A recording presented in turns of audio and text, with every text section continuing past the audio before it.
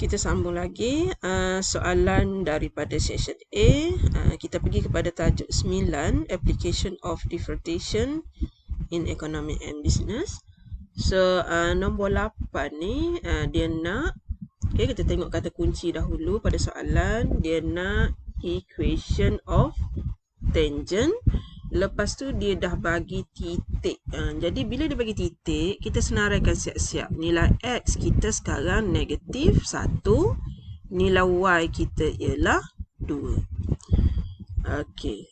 So, dia nak equation of tangent. Jadi, madam nak kena ada gradient tangent. Okey. Jadi untuk pengetahuan pelajar yang kita belajar aplikasi dia ialah gradient tangent ni sebenarnya ialah dy over dx. Jadi kita akan tengok kepada soalan kita sekarang. Kita ada x kuasa 2 y, kemudian tambah dengan 3x tolak 2 sama dengan 0. Kalau kita rasa susah, kita labelkan dahulu. Yang ini kita labelkan nombor 1. Yang ini kita labelkan nombor 2. Yang ini kita labelkan nombor 3. Walaupun ni kosong, kita labelkan juga dia nombor 4. Jadi secara rawaknya, kalau kita selesaikan yang ada sekarang, yang nombor 2 ni, yang nombor 2 ni mudah. Kalau kita differentiate dia, kita dapat 3. Kemudian nombor 3 tu pun mudah. Differentiate dia dapat 0. Nombor 4, kita differentiate pun dapat 0. So, yang menjadi perhatian kita sekarang ialah nombor 1. Iaitu kita kena buat proses cat rule. So, kita ada sekarang X kuasa 2Y. Kita nak buat account tunai untuknya. So, U ialah X kuasa 2. V ialah Y. So, U prime sama dengan 2X. V prime sama dengan Y prime. Jadi, apabila media darab silang, kita darab silang sikit yang ini. Media akan dapat 2XY. Darab silang yang ini, media dapat X kuasa 2 Y prime. So bila kita combine ke semua jawapan, kita akan dapati 2XY tambah X kuasa 2 Y prime. Hasil daripada yang inilah. Yang warna kuning ni. Media dah susun ke sini. Kemudian kita teruskan dengan yang lain. Tambah dengan 3 sama dengan 0. Dalam masa yang sama, kita dah ada nilai X dan juga Y. Kita ada nilai X dan juga Y. So, kita cuba ganti. 2 darab negatif 1 darab 2 sama dengan negatif 1. Tambah negatif 1 kuasa 2. Y prime tambah 3 sama dengan 0. Negatif 4 tambah Y prime ni ialah dy dx. Tambah 3 sama dengan 0. Dan kita akan dapat dy dx kita ialah 1. Dengan menggunakan titik yang kita ada, titik yang medium birukan ini, dan menggunakan gradient ini, kita boleh masukkan semua ini ke dalam rumus. Y tolak Y1 sama dengan MX tolak X1. Jadi kita akan dapat Y tolak 2 sama dengan 1X tolak tolak. Jadi tambah 1. Y sama dengan X tambah 1 tambah 3 tambah 2. Jadi persamaan kita Y sama dengan X tambah 3. Y sama dengan X tambah 3. iaitu jawapannya C.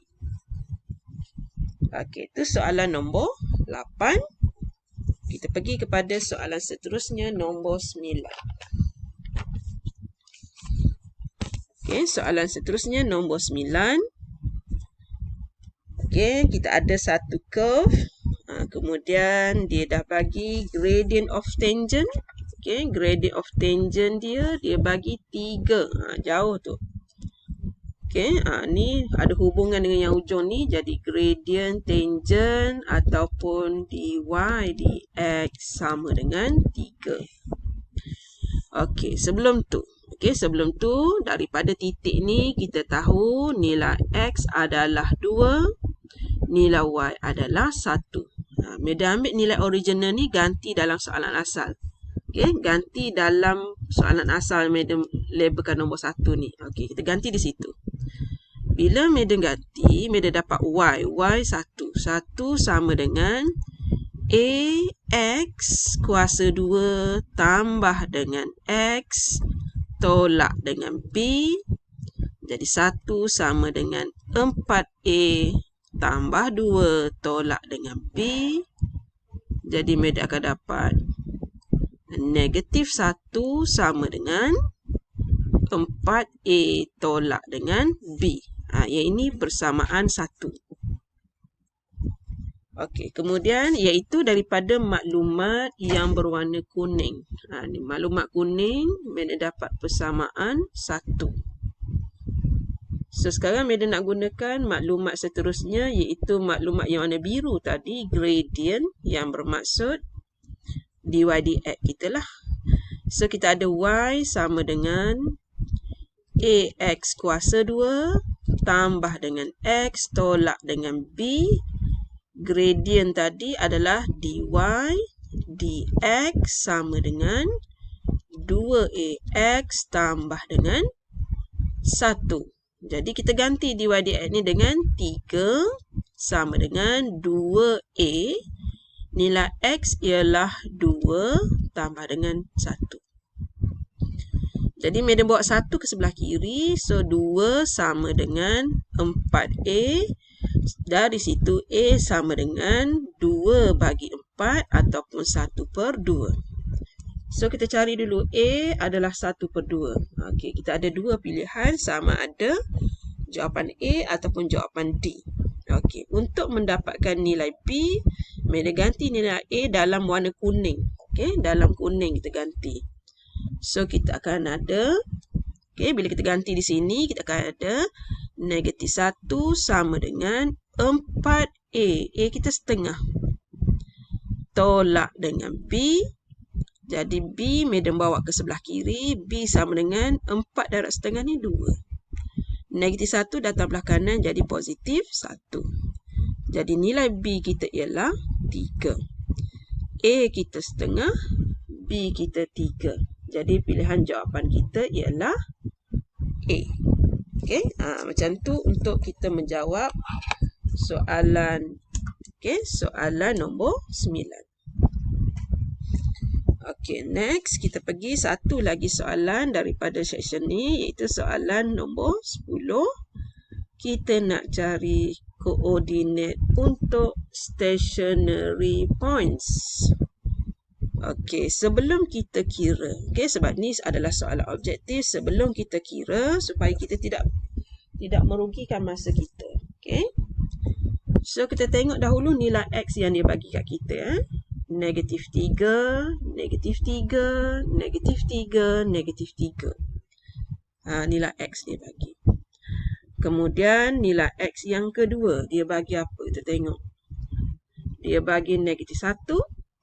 Jawapan B pun negatif 1. Jawapan C pun negatif 1. Jawapan D pun negatif 1. Bermaksud, kita dah boleh jimatkan masa kerana nilai X kita nanti ialah negatif 3. Nilai X kita yang kedua ialah negatif 1. Macam mana kita tahu? Kerana pilihan jawapan yang dia bagi membantu kita. Jadi tugas kita sekarang ni cuma kena cari pasangan kepada negatif 3 dan juga cari pasangan kepada negatif 1. Itu saja tugas kita. Okey, kita tak perlu buat proses pembezaan sekali, 2 kali, tak perlu. Soalan ni dia ada guideline dekat jawapannya. Okey, untuk itu pelajar, apabila pelajar ada nilai negatif 3, pelajar ganti Y sama dengan negatif 3 kuasa 3 tambah dengan 6. Yang ini pelajar masukkan dalam kalkulator. Negatif 3 kuasa 2 tambah dengan 9 darab negatif 3 tambah dengan 1. Okey, pelajar ganti nilai ni nanti. Bila ganti dengan negatif 3, nanti rasanya kat sini awak dapat nilainya 1. Okay, nilai kat sini awak dapat 1. Okay, negatif 27. Dapat 1. Rasanya dapat 1. Okay, awak tekan kalkulator tu ya. Dan apabila awak gantikan nilai X ni dengan negatif 1 pula. Okay, tambah 6 darab negatif 1 kuasa 2. Tambah 9 darab negatif 1 tambah dengan 1. So, negatif 1 tambah 6 jadi 3. 3 tolak semula dengan 9. Negatif 6. Negatif 6. Betul tak saya kira ni? Negatif 1. Okey, sorry. Negatif 1 kuasa 3 negatif 1. Negatif 1 tambah 6 dapat 5. 5 tolak dengan 9 dapat negatif 4. Negatif 4 tambah 1 dapat negatif 3. Jadi pasangannya nanti ialah negatif 3, pasangannya ialah 1. Dan kalau negatif 1, pasangannya dengan negatif 3. Jadi yang mana jawapannya? Sebab hampir sama. Sejawapan yang paling tepat ialah D. Itu soalan nombor 10. Okey, untuk video ni kita stop dekat session A dulu. Ada 10 soalan.